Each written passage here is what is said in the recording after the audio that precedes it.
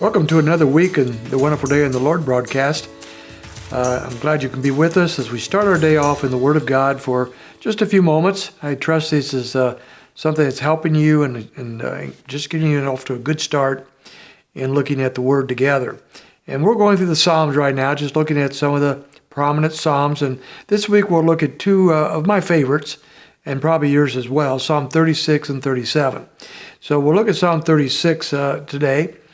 And I'm going to look at this one in three parts because it's one of my favorites. I preached on this several times over the years and just have found this psalm filled with wonderful things that will bless us. But we'll start off in the first four verses with something that really will not bless us, so to speak, but it sets up for the rest of the psalm to understand it.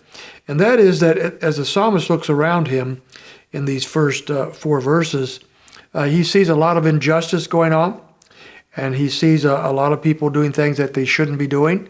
And he looks at the world around him and how people are living, those that do not know God, that do not honor God, and how they're living.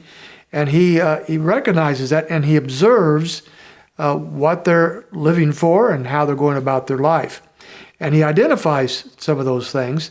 And that's all we'll get through this morning.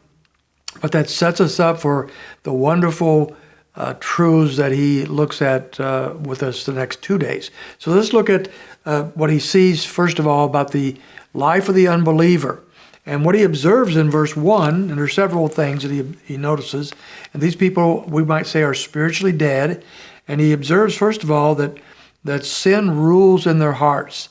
He says, transgression speaks to the ungodly within their heart. So that's the idea that transgression or sins actually rules over them. Now, of course, the unbeliever never believes that anything is in control of their life except themselves, but they're only fooling themselves. Sin reigns. Something reigns in your life, if it's not God, it'll be sin. And so he says here that's what's happening in their hearts, even if they don't realize it. Secondly, he says there's no fear of God before his eyes, which is the idea then that, first of all, they do not dread God. They don't fear God's judgment. They don't fear opposing God, going against him, and disobeying him. They apparently feel that God is out of the picture and could care less about their lives, will never enter into their lives. And this also carries the idea they have no respect for God, no awe of God, no understanding of the glory and the greatness of God. So the unbeliever doesn't see God as God really is. So sin rules over their lives, and they do not see God as he is. And then thirdly, they live like the way they live here in verses, starting with verse 2 and going on down, shows the level of corruption that is in their hearts. And so he begins to tick off the ways in which they are corrupted. So let's kind of follow that through. For it flatters him in his own eyes concerning the discovery of his iniquity and the hatred of it.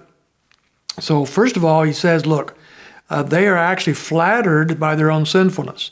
It doesn't cause them to feel guilty or recognize they're wrong, but instead they're flattered by it. And that is evident by the corruption found in every aspect of their lives. That's where he begins to talk about in the next verse. And he says this, the words of his mouth are wickedness and deceit. So we start with the speech. Our mouths betray our hearts. Jesus told us that. James tells us that. The mouth betrays the heart. It tells us what's really going on down in there. And so we have the corruption of speech. Secondly is his actions and the plans. Verse 4, he plans wickedness upon his bed, and he sets himself on a path that is not good. And so our heart will be betrayed by our speech, and ultimately our actions will show what's really going on inside of us. And then there are the thoughts that he wants to talk about in the next verse. And he says he sets himself on a path that's not good, and he does not despise evil.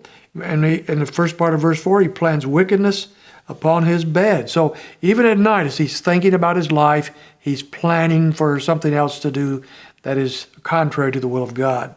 And so his speech is corrupted, his actions are wrong. His thoughts are wrong. His lifestyle is wrong. His whole attitude is wrong. He does not despise evil, the last part of verse 4 says. He doesn't hate evil. He doesn't despise evil. He's rather flattered by what he's getting by with. And this is the lifestyle, this is the life of those who are dead in their sins. So that's what he's facing. That's what he's looking at in his life. Now tomorrow, we're going to watch as he turns that around and how he interacts with the reality of how people live in his world. So let's take a look at that tomorrow, and we'll be in a much happier mood when we get done tomorrow. So I hope you can join us.